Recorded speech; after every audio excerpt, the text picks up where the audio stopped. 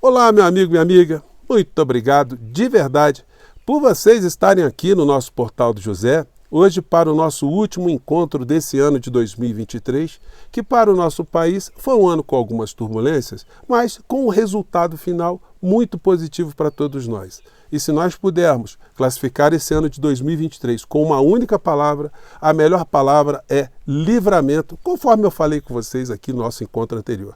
E hoje eu vou conversar com vocês sobre algumas situações que mostram como o nosso estado de espírito hoje é muito melhor, comparando com coisas do passado, e também tentar fazer algumas projeções para algumas situações que estão se apresentando para o ano de 2024 aqui para o Brasil, mas também para países vizinhos e países com quem a gente tem grandes interesses também, né? Bom, antes de mais nada, quero convidar você que está chegando nesse instante ao nosso portal e não nos conhecia, para que você se inscreva aqui conosco, conheça também os nossos outros vídeos. Se você gostar, compartilhe, recomende e não se esqueça, dê o seu joinha, o seu comentário e, se puder, se inscreva também no nosso clube de membros, tá legal? Então, vamos aqui aos trabalhos. Começando aqui com uma postagem do presidente da República. O presidente Lula, ele postou hoje no seu tweet uma mensagem muito positiva, né? Porque ele fala aqui do ressurgimento do PAC, o projeto de aceleração, o plano de aceleração do crescimento. E ele colocou aqui uma mensagem muito simpática. Eu vou colocar aqui só um trechinho para vocês, para a gente avançar nas outras questões. Mas é assim, o astral está muito positivo, trazendo um dado, né, muito forte, de que serão investidos 1 trilhão e 700 bilhões de reais nos próximos anos aí em obras de infraestrutura. Vamos acompanhar aqui, vamos lá. 1 trilhão e 700 bilhões de reais. Entendeu nada? Então vem comigo que é hora de react. Que número é esse, gente? Só pode ser o que o governo federal está investindo com um novo PAC para garantir desenvolvimento e sustentabilidade. Quem não quer um país mais sustentável, para frente, pensando no futuro, né? Olha isso aqui. O povo até muda de postura quando consegue um emprego, né? Esse tá feliz que o novo PAC também deve gerar 4 milhões de empregos por todo o Brasil. Imagina a coisa. Bom, então essa peça publicitária, como eu tenho conversado com vocês algumas vezes, é uma peça informativa, né? Mas eu tenho sempre sublinhado aqui de como será fundamental para o presidente da República ele ter um encontro mais direto, olhando olho no olho, através de lives, né, com o povo brasileiro. Porque senão ele vai ficar cada vez mais refém da política de tapetes, das políticas de gabinetes. E nesse campo ele está cercado, né, por forças aí que cada vez mais estão crescendo eleição por eleição e tendem a cada vez mais espremer as pautas progressistas para um canto, para que passe aquilo que já aconteceu em outros países e que está na eminência de acontecer, infelizmente, na Argentina, né? A entrega da soberania nacional para grupos que só pensam em lucro, deixando os seus povos ali numa situação de penúria total, né? Bom, eu vou conversar com vocês sobre esses detalhes aqui no final do nosso encontro. Lembrando o que nós vivenciávamos no ano passado, veja só, mesmo com a figura do inelegível já tendo perdido as eleições, ainda havia nas redes sociais algumas criaturas que ficavam jogando seus fantasmas para que as pessoas ainda se mantivessem reunidas numa coesão, né, para tentar uma ruptura institucional aqui no nosso país. E uma dessas figuras, que está bastante desaparecida das redes, era o neto do ditador Figueiredo, né? Numa época aqui, ele fez um papo fazendo projeções que, se os republicanos vencessem as eleições para o parlamento norte-americano, que a direita no mundo inteiro sairia fortalecida e que isso possibilitaria, inclusive, que militares pudessem dar um golpe aqui no nosso país, porque isso significaria a volta, né, do trumpismo ao poder. Vamos conferir aqui essa fala aqui, gente. Vamos lá. Você tem mudanças importantes na geopolítica, né, que está acontecendo. Opa, saiu aqui, caiu a ligação. Opa, voltou. A partir de hoje à noite, né, talvez amanhã, o governo Joe Biden, e com isso a esquerda mundial, passa a ficar bastante enfraquecida. Os republicanos devem fazer uma boa maioria, talvez 6, talvez 8 cadeiras a mais no Senado, e na Casa dos Representantes os números vão de 20 no mínimo a 40, 50. Amigo, o senhor neto do Figueiredo aí devia pedir demissão, né? Que é um péssimo colunista, errou tudo, né? Errou aqui dentro, errou lá fora. Aliás, tem muito como a gente tinha abordado aqui, né? Errou tudo E essa gente da direita continua a errar, mesmo passado um ano, né?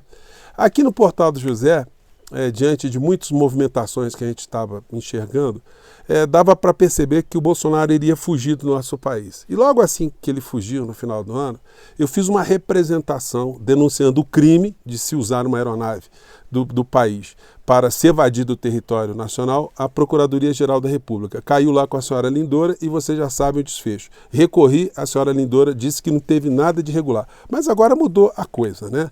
E confirmou-se, né, aquilo que nós estávamos dizendo aqui no Portal de José. A matéria é essa aqui, ó. Acho que está dando para ver, né? Bolsonaro voa para os Estados Unidos e evita transição. Então, depois a gente já conhece o resto da história. Nessa época do ano, também, a gente estava experimentando, né, a participação de muitos empresários da fé, espalhando por todos os lados as suas profecias eleitorais e o que aconteceria com o nosso país. O que está acontecendo nesse ano? Todos eles sumiram, ninguém está fazendo projeção nenhuma, né? Um deles é essa figura aqui que vocês já estão cansados de saber, né? Simplesmente ignorou o final de ano, não está desejando o melhor ano de prosperidade a ninguém, como ele falava o tempo todo, né? Antes do Bolsonaro perder as eleições. Outro profeta também que não fala em Bolsonaro, não fala absolutamente nada, só pede dinheiro, preocupado ali com seus papagaios, é o senhor Valdemiro Santiago, né? Então, pelo menos a gente se livrou disso também, o que melhora muito a nossa paz espiritual, né? Infelizmente, os vigaristas na política, eles continuam aproveitando qualquer oportunidade, né? Deu uma oportunidadezinha ali, eles aparecem. E eu comentei com vocês que o Dudu Bananinha está vendendo o calendário do papai, né, dele, por R$ 59,00, fazendo propaganda aí do Bolsonaro História, né? Isso é para a gente ver o que foi reduzido aquilo que se classifica aqui no nosso país como a direita. E agora, para o ano de 2024, a preocupação para essa gente vai ser muito maior. Aqui uma das mais ouvidas e acompanhadas pela direita é a senhora Bárbara aqui do Te Atualizei. Hoje ela fez a seguinte postagem aqui no último dia do ano. Vamos acompanhar aqui.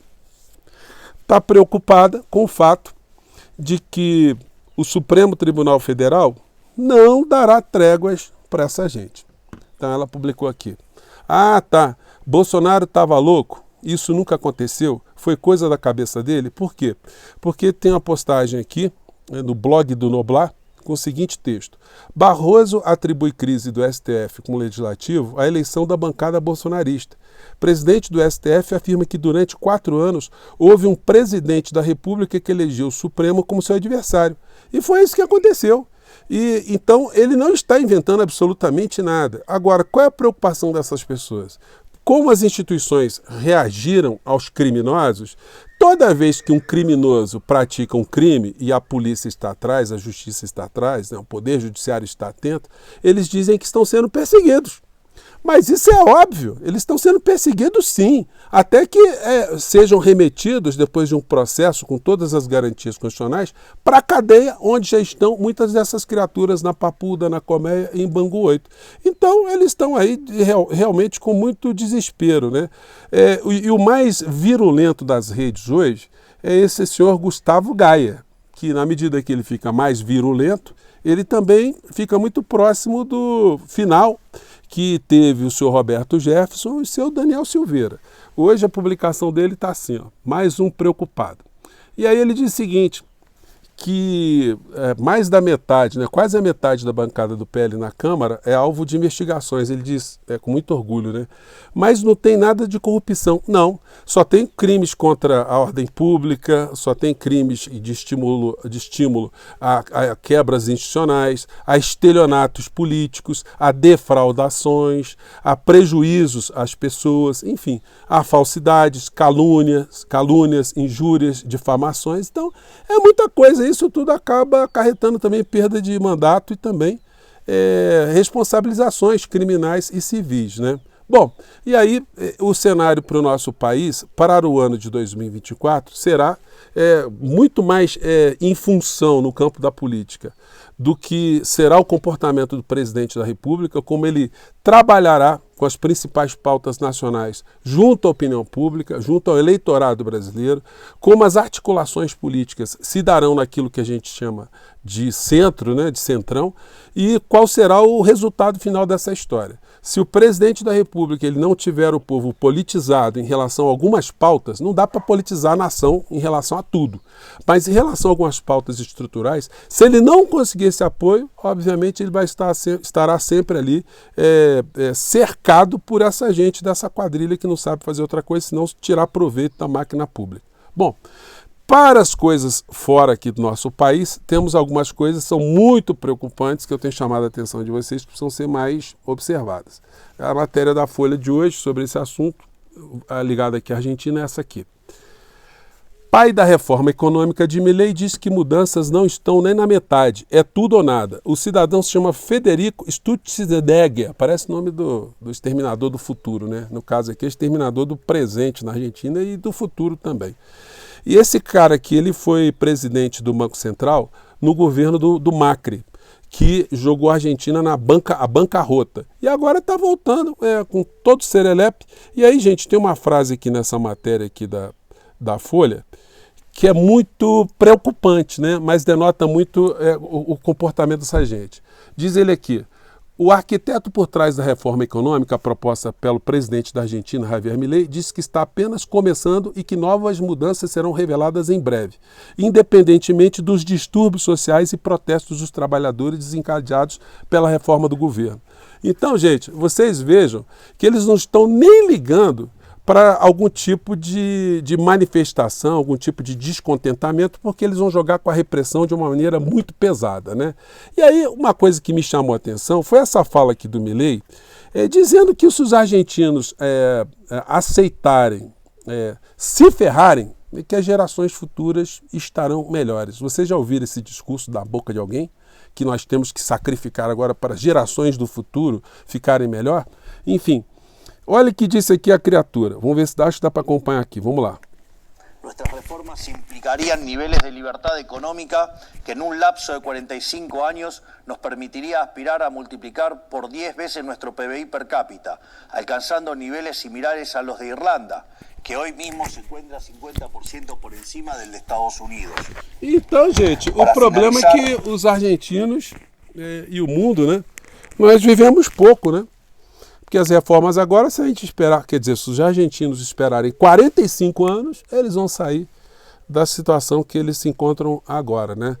As gerações futuras estarão ali no primeiro mundo junto da Irlanda. Resta saber se os argentinos vão topar essa história, né? Bom, muitas crises mundo afora ainda continuarão, infelizmente, não há perspectiva para acabar o conflito Rússia e Ucrânia. Israel versus Hamas e o povo palestino também não há nenhuma perspectiva, a menos que o povo da Palestina saia toda ali daquela região e suma do planeta ou simplesmente que eles sejam dizimados. Aconteceu uma situação de extrema gravidade nesse final de ano em que os principais veículos de comunicação simplesmente sonegaram a informação do povo de uma maneira geral. A matéria é essa aqui, ó. Acho que dá para pegar aqui, né? O que fez a África do Sul. A África do Sul simplesmente acusa Israel de genocídio na Corte Internacional de Justiça. Israelenses apontam difamação. Bom, a situação está muito complicada. Eu tento fazer alguns exercícios, me jogando assim na pele de alguém que está jurado, né, de ser eliminado, que é o que acontece com os judeus, de um modo geral, os israelenses, pelos setores sectários daquilo que se chama Hamas. Evidentemente, quando alguém está diante de uma situação como essa, a pessoa topa quase tudo, né, para salvar sua própria existência. Mas no caso, gente, dá para se apoiar qualquer coisa que se mate qualquer pessoa, qualquer inocente, porque você tem receio de sofrer algum tipo de ação concreta em relação à sua existência. Então, tenho certeza absoluta que muitas pessoas, né, que mesmo com algum tipo de preocupação, elas pensam de uma forma mais racional.